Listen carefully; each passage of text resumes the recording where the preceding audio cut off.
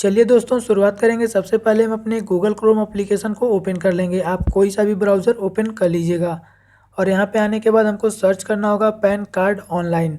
जैसे ही हम pan card online लिख करके सर्च करते हैं, देखेंगे हमारे सामने काफ़ी सारी साइटों के लिंक चली आएंगी। ये देखिए खुल चुका है, ऐसा काफ़ी सारे पेज खुल चुके हैं।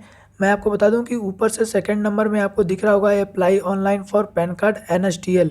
जी हाँ दोस्तों, www.onlineservices.nsdl.com पर क्लिक कीजिएगा और इसको ओपन कर लीजिएगा।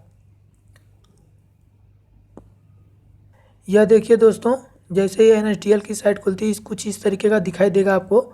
तो चलिए मैं आपको बता देता हूँ कि किस तरीके से आप अपने फॉर्म को फिलअप करेंगे। तो सबसे पहले आपसे पूछा जाएगा कि एप्लीकेशन टाइप, यहाँ पे क्लिक कीजिएगा और new pan Indian citizen form 49A यहाँ से सेलेक्ट कर लीजिएगा, सबसे ऊपर का कॉलम। उसके बाद कैटेगरी की बात होती है तो यहाँ से आप इंडिविजुअल सेलेक्ट कर लीजिएगा। मैं आपको बता दूं कि अगर आप किसी कंपनी, ट्रस्ट या किसी और काम के लिए बनवाना चाहते हैं तो वो भी ऑप्शन यहाँ पे आपको मिल जाता है, आप सेलेक्ट कर सकते हैं। नीचे आएंगे तो आपको एप्लीकेंट इन्फॉर्मेशन पूछा जाता है, मतलब आपके बारे में पूछा जाता है। तो आप सबसे पहले टाइटल सेलेक्ट कर लीजिएगा, श्री, SMT या फिर कुमारी, जो भी हो यहाँ से सेलेक्ट कर लीजिए। उसके बाद आप अपना नाम, मिडिल नेम और date of birth, email ID, mobile number यहाँ पे इंटर कीजिएगा। ये सब ज़रूरी है भरना। उसके बाद नीचे आएंगे तो आपको एक कैप्चा कोड दिख रहा होगा जो कि इस कॉलम में आपको भरना होगा, नीचे वाले कॉलम में। तो यहाँ पे आप अपना कैप्चा कोड भर करके सबमिट बटन पे क्लिक कीजिएगा। देखिए दोस्तों, मैं आपको बता दूं कि जैसे ही आप सबमिट बटन पे क्लिक करेंगे आपको कुछ इस तरीके का पेज नया खुल करके मिलेगा, जिस पर आपको एक टोकन नंबर मिलेगा। इसको आप कहीं भी नोट कर लीजिएगा। ये इसलिए आपको टोकन नंबर मिलता है कि अगर आप फॉर्म फिलअप नहीं कर पाते हैं एक टाइम में, तो आप दोबारा से ये टोकन नंबर के साथ अपना फॉर्म खोल सकते हैं और फिर से फॉर्म को फिलअप कर सकते हैं। तो इस टोकन नंबर को आप ज़रूर से नोट कर लीजिए। चलिए हम यहाँ पे continue with pan application form पे क्लिक करते हैं। देखिए दोस्तों, जैसे ही हम कंटिन्यू पर क्लिक करते हैं हमारे सामने कुछ इस तरीके का पेज खुल करके चला आता है, जहाँ पे हमको 5 ऑप्शन दिख रहे हैं। तो मैं आपको बता दूं कि आपका पूरा फॉर्म जो है कि 5 भागों में भरा जाएगा। चलिए पहले नंबर की बात करते हैं दोस्तों। तो यहाँ पे हमसे सबसे पहले पूछा जाता है कि आप अपने डॉक्यूमेंट को या अपना वेरिफिकेशन किस तरीके से कराना चाहते हैं। तो मैं आपको बता दूं कि यहाँ पे आपको 3 ऑप्शन मिलता है। जैसे पहला ऑप्शन है eKYC और ई-साइन का, जिसमें आपको किसी तरीके का कागज़ कहीं भी भेजने का ज़रूरत नहीं है, यह पेपरलेस सिस्टम है। दूसरा जो ऑप्शन है दोस्तों, इसमें आपको स्कैन की हुई फाइल को अपलोड करना होगा। तीसरा जो ऑप्शन है, इसमें आपको अपने कागज़ जो हैं, जो भी ID है या फिर जो भी आपने फॉर्म फिलअप किया उसका प्रिंट आउट ले करके आपको इनकम टैक्स डिपार्टमेंट को सेंड करना होगा पोस्ट के माध्यम से। चलिए नीचे आते हैं तो सबसे पहले हमको यहाँ पे आधार नंबर इंटर करना होता है। आप अपना आधार नंबर यहाँ पे इंटर कीजिएगा। उसके बाद आपको फुल नेम ऑफ अप्लीकेंट, मतलब जो भी जिनका भी फॉर्म भरा जा रहा है उनका फुल नेम पूछा जाता है। तो यहाँ पे अपना पहले लास्ट नेम, उसके बाद फर्स्ट नेम, जो भी जहाँ पे जो भी जानकारी पूछी जा रही है। जैसे यहाँ पे पूछा जाता है name that you want to printed on PAN card, मतलब आप अपने पैन कार्ड पे किस तरीके से नाम प्रिंट करा के चाहते हैं। तो यहाँ पे आप अपना सही नाम यहाँ पे इंटर कर दीजिएगा। उसके बाद डेट ऑफ बर्थ, जेंडर, ये सब अपना लिख दीजिएगा। और नीचे आएंगे दोस्तों तो यहाँ पे आपसे पूछा जाता है कि किसी और नाम से अगर आपको जाना जाता है तो यहाँ पे यस या नो कर सकते हैं। देखिए दोस्तों, नीचे आते हैं तो हमको यहाँ पे पूछा जाता है एप्लीकेंट पेरेंट्स नेम। जी हाँ दोस्तों, जिनका भी फॉर्म भरा जा रहा है उनके पिता या माता का नाम पूछा जाता है। तो हम दोनों में से किसी एक का नाम बता सकते हैं, यहाँ पे इंटर कर सकते हैं। इंटर करने के बाद आप नेक्स्ट बटन पे क्लिक कीजिएगा।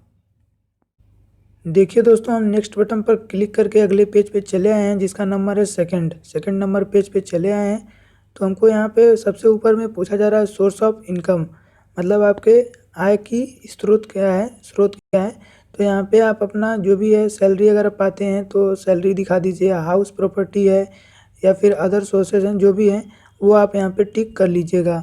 नीचे आते हैं तो आपसे पूछा जाता है एड्रेस फॉर कम्युनिकेशन, मतलब आपका जो भी है कहाँ पे आपका पैन कार्ड भेजा जाए वो आप यहाँ पे दे सकते हैं। रेसिडेंट या ऑफिस का एड्रेस दे सकते हैं।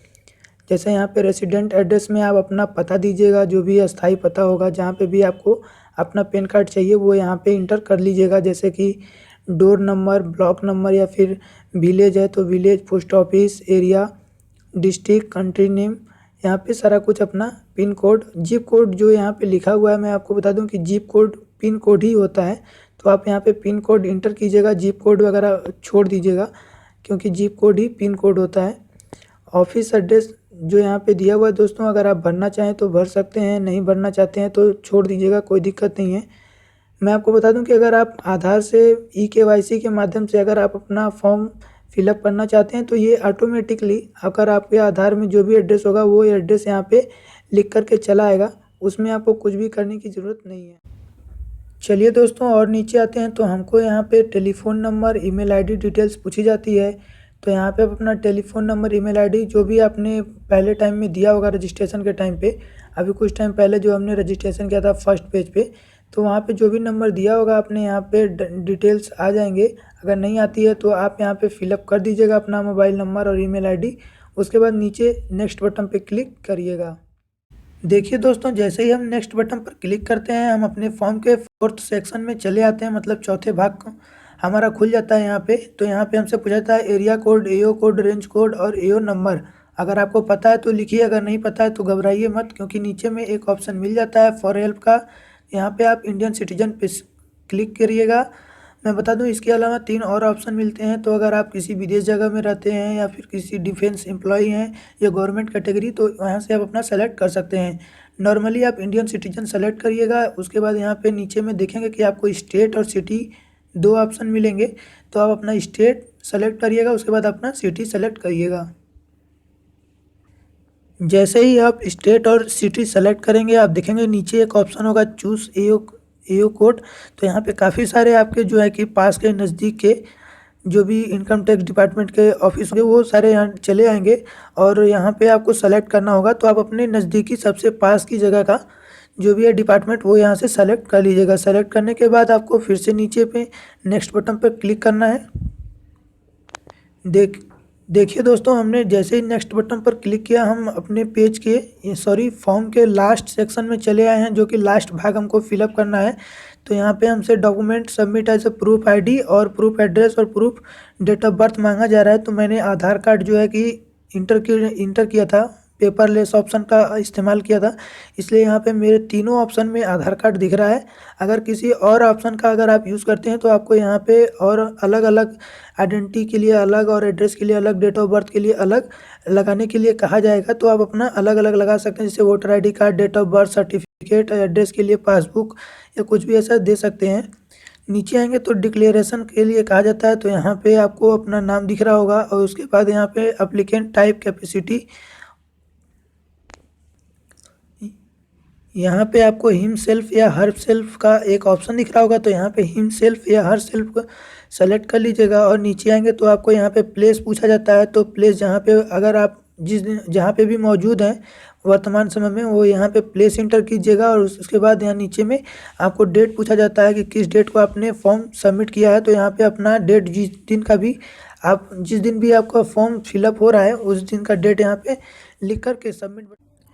देखिए दोस्तों, जैसे ही आप सबमिट बटन पर क्लिक करते हैं आपको यहाँ पे वेरीफाई करने के लिए कहा जाता है। आपका पूरा एप्लीकेशन फॉर्म खुल जाता है और उसके बाद आप यहाँ से अपना वेरीफाई कर सकते हैं सारा डिटेल। और वेरीफाई के बाद आप नीचे प्रोसीड का एक ऑप्शन होगा उस पर क्लिक करके आगे बढ़िएगा। जैसे ही मैंने अपना फॉर्म चेक किया, सारा डिटेल जब सही था, उसके बाद प्रोसीड बटन पर क्लिक करते ही दोस्तों हमारे पास पेमेंट करने के लिए ऑप्शन आ चुका है।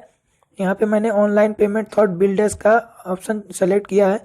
जैसे ही हमने ये ऑप्शन सेलेक्ट किया, नीचे में मेरे को बता दिया गया कि आपकी फ़ी 112 रुपये 75 पैसे लगेंगे और नीचे टर्म ऑफ सर्विसेज लिखे हुए हैं। उसके बाद I agree to term of services पे क्लिक कर देंगे और प्रोसीड टू पेमेंट का ऑप्शन पे क्लिक करेंगे।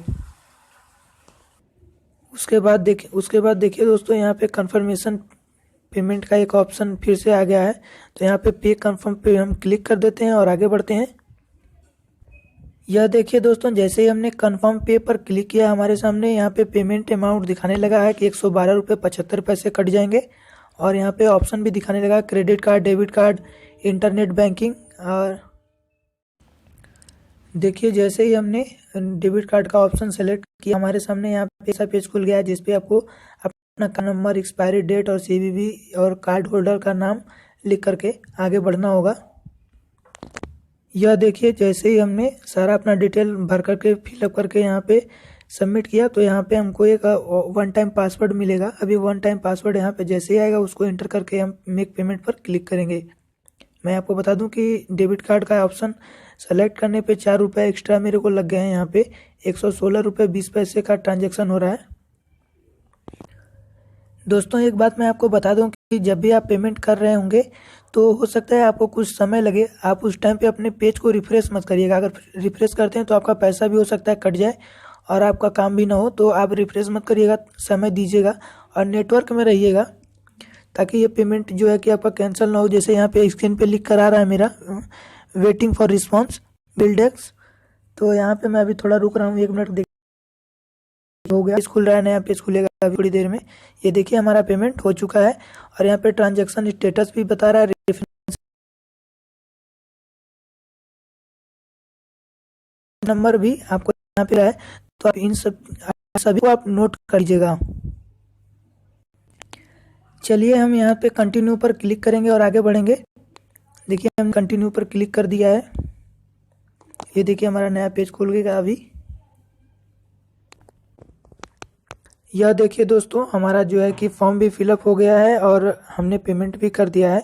अब केवल हमको यहाँ पे वेरीफाई करना है, अपना वेरिफिकेशन करना। तो हम नीचे चले आएंगे पेज पे और ऑथेंटिकेट का ऑप्शन होगा, यहाँ पे क्लिक कीजिएगा। थोड़ी देर में आपका आधार जो है कि वेरीफाइड हो जाएगा। देखिए दोस्तों यहाँ पे हमारा ऑथेंटिकेशन फेल्ड हो गया है क्योंकि हमने आधार नंबर यहाँ पे गलत इंटर किया हुआ था जानबूझ करके, क्योंकि हमको पैन कार्ड नहीं बनवाना। और दोस्तों मैं आपको बता दूं कि यहाँ पे अगर आपका सारा डिटेल सही होता है और आपका आधार नंबर भी सही होता है तो आपका यहाँ पे ऑथेंटिकेशन सक्सेसफुली हो जाएगा और अगले पेज में आपको एक पेज खुल करके मिल जाएगा और आपके आधार नंबर से लिंक जो भी मोबाइल नंबर होगा उस पर एक मैसेज चला जाएगा जिसमें OTP होगा। वो OTP आपको अगले पेज में इंटर करना है। मैं आपको इसी टाइम पे ये भी बता दूं कि अगर आपका आधार नंबर में मोबाइल नंबर रजिस्टर्ड नहीं है तो आप इस तरीके का इस्तेमाल नहीं कर सकते, eKYC का इस्तेमाल नहीं कर सकते दोस्तों। आपका फॉर्म नहीं हो भरा जा पाएगा।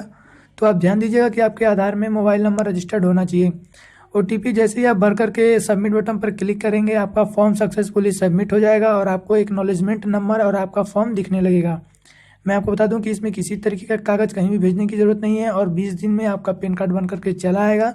और एक्नॉलेजमेंट नंबर से आप ट्रैक भी कर सकते हैं कि आपका एप्लीकेशन का स्टेटस क्या है। दोस्तों अगर आपको हमारा वीडियो अच्छा लगता है तो ज़रूर से हमारे चैनल को सब्सक्राइब करिएगा, लाइक का बटन जरूर से क्लिक कीजिए, शेयर